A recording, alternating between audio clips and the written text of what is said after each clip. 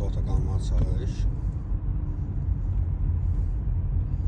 Tələbəm Yusuf belə. Bugün şəhər daxil sürmə dərsimizdəyik.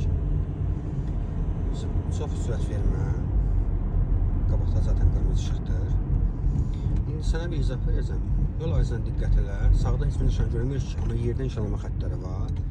Həmin o nişanlama xəttləri 1.18 nişanlama xəttləridir. Bax, sol tərəfdə indi görsənəcək yəqin ki, ancaq sola çəkilib bax, yerdə. Bizim zoltun düzünə çəkilibdir.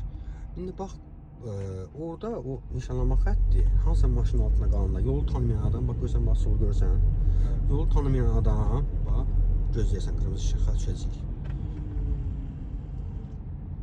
O nişanlanma xəttini görməyə bilər və buradan düz sürə bilər. Bu qəza şahid ola bilər. Qəza olmasa belə cərimə gələcək həmin sürücüyə. Çünki yerdən nişanlanma xətti ancaq sola deyir. Buradan kənar sol zolaqdan sola və ya geriyə getmək olar. Amma sürücü qabağa getdi. Və bunun, bu qəza şahidinin, bu cərimənin başlı səbəbi nədir? Nişan çaşmaması. Bax, sağdan nişan olmalıdır. 5.8.1, 5.8.2 nişanları var ya, hansı ki kvadratın içərisində zolaqlarda hərəkət istiqamətini bildirir.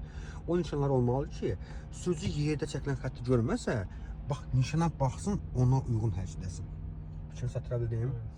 Bax, sənlə Şamaxınkadan sürdük, gəldik yanvara düşdük. İndi Abbas Mirzə Şərifzadə küçəsindəyik.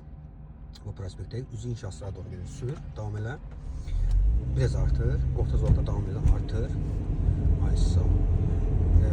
Qarşıda isə metronun yaxınlığında insanların piyada keçisindən keçdiyini görməyəcəksən. Yəni, hamı yoldan keçib. Bax, məsələn, bu piyada gələn kimi. Ehtiyatımızı saxlayacaq.